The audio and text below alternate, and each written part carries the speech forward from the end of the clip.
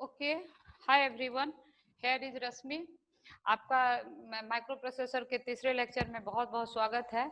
आज मैं इस लेक्चर में आपको लोडिंग और लिंकिंग के बारे में बताऊंगी। ये आपके एग्जामिनेशन में कई बार 2 नंबर के सवाल या 3 नंबर के सवाल में पूछे जाते हैं, इंटरव्यू वगैरह में भी पूछे जाते हैं।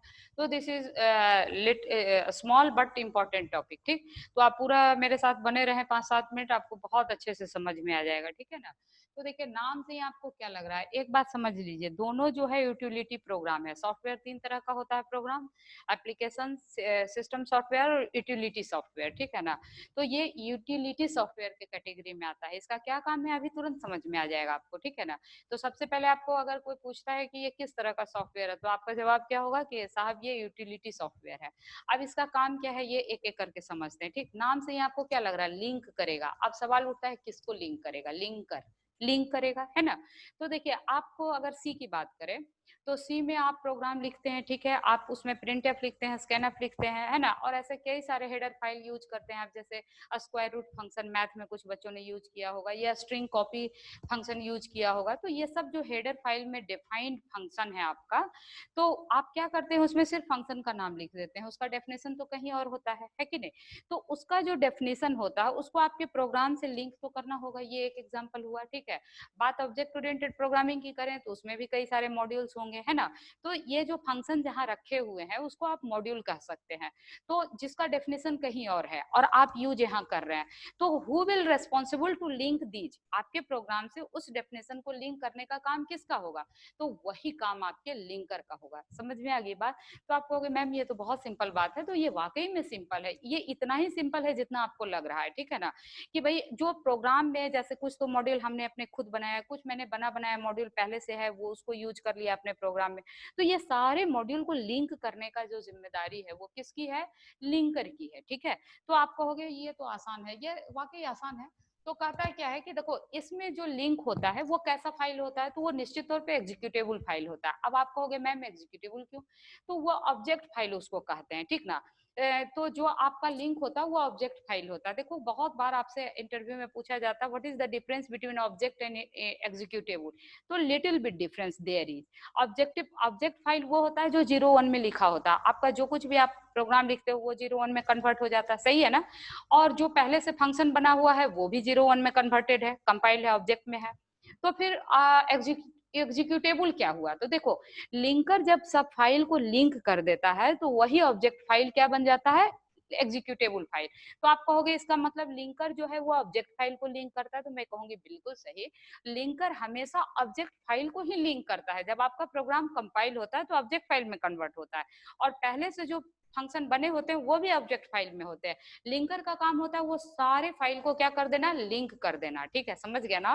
तो कहोगे तो आसान है, समझ में तो आ ही गया, ठीक है, आसान है तो अच्छी बात है। अब देखो, दूसरा क्या है आपका लोडर। लोडर क्या काम करेगा, तो आप कहोगे मैम नाम से ही पता पड़ रहा है, लोड करेगा। किसको लोड करेगा, तो इसी एग्जीक्यूटेबल फाइल को लोड करेगा। कहाँ लोड करेगा, तो मेमोरी में लोड करेगा। कहाँ पर, तो देखो कहता है load this executable module into main memory for execution. Main memory में क्यों लोड करेगा, क्योंकि आपको पता है एग्जीक्यूशन किसी भी फंक्शन का अगर होना है तो उसको किस में आना चाहिए, मेन मेमोरी में आनी चाहिए। तो मेन मेमोरी में कैसे आएगा, तो वो मेन मेमोरी में लाने की जिम्मेदारी किसकी होगी, आपके लोडर की होगी। समझ रहे हैं ना आप हमारी बात। तो ये इतना ही सी बात है, ठीक है ना। तो या फिर अगर सेकेंडरी मेमोरी से अगर मेन मेमोरी में लाना हो डाटा, तो वो भी कौन करेगा, लोडर ही करेगा, ठीक है ना। तो लोड करने का काम है किस में, मेन मेमोरी में लोड करने की जिम्मेदारी किसकी होगी, लोडर की। तो कहोगे ये भी आसान है, तो ये आसान है भाई, इतना ही आसान है। तो देखो, डायग्राम जरूर बनाना चाहिए, जहां भी गुंजाइश हो वहां डायग्राम बनाओ। तो देखो, मैंने ऑब्जेक्ट मॉड्यूल यहाँ लिखा, ऑब्जेक्ट मॉड्यूल कई सारे हो सकते हैं, ठीक है। उसको कौन करेगा, लिंकर कर देगा। फिर ये लोड मॉड्यूल का काम क्या होगा, लोड करना। लोड मॉड्यूल ये बन गया है ना, लिंकर जो भी रिटर्न करेगा वो क्या कहलाएगा, लोड मॉड्यूल। लोडर उसको क्या करेगा, सब सिस्टम लाइब्रेरी सबको मिला करके मेन मेमोरी में क्या करेगा, लोड कर देगा, ठीक है। अब इसमें आपसे कई बार पूछा जाता है लोडर कितने तरह का होता है, तो देखो यहाँ ध्यान देना, काम तो यही है, लेकिन ये लोडिंग का जो काम है ना, ये 2 जगह पे होता है, उसके आधार पर 2 टाइप का लोडर बनाया गया। तो आप कहोगे नाम तो सुना है हमने, स्टैटिक लोडिंग और डायनामिक लोडिंग, ठीक है। तो देखो, जो एग्जीक्यूशन से पहले आपको लोड कर दिया जाता है मेन मेमोरी में, ठीक है ना, अगर आपका मतलब प्रोग्राम के एग्जीक्यूट होने से पहले अगर पूरा प्रोग्राम आप जब लोड कर देते हो मेन मेमोरी में, तो उसको कहा जाता है स्टैटिक लोडिंग। लेकिन तब कहोगे तो डायनेमिक लोडिंग क्या है, तो देखो डायनेमिक लोडिंग जो होता है ना, वो क्या है कि ऑन डिमांड उसको लोड किया जाता है। जैसे एक तो है कि आप स्टॉक में पहले से सब मंगा के रख लिए और आप उसको यूज कर रहे हो। दूसरा हुआ कि नहीं, हम ऑन डिमांड, जब हमको यूज होगा तो हम डिमांड करेंगे और हमको मिलेगा। तो डायनेमिक लोडिंग वही है, पहले से मेन मेमोरी में कुछ नहीं लोड रहेगा, मतलब वो फाइल नहीं रहेगा। एग्जीक्यूशन के दरमियान अगर उसका डिमांड होगा तब वो लोड होगा, तो उसको कहा जाएगा डायनेमिक लोडिंग। आज का जो सिस्टम है वो दोनों लोडिंग को सपोर्ट करता है, ठीक है ना। तो पॉलीमॉर्फिज्म जो है सी प्लस प्लस में आप पढ़ते हो, तो वो डायनेमिक लोडिंग को सपोर्ट करता है, जबकि जो सी है वो सिर्फ स्टैटिक लोडिंग को सपोर्ट करता है। समझ रहे हैं ना। तो यही सारी बातें हैं।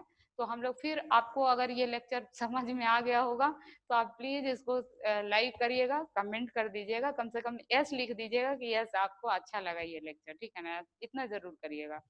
और अगर आप चैनल को सब्सक्राइब नहीं किए हैं तो कर लीजिएगा, और इसको शेयर और लाइक करना मत भूलिएगा, ठीक है। और फिर हम आपको बहुत जल्दी दूसरे लेक्चर में फिर आपके साथ मिलेंगे, तब तक अपना ध्यान रखिए और take care, bye, thank you. Okay.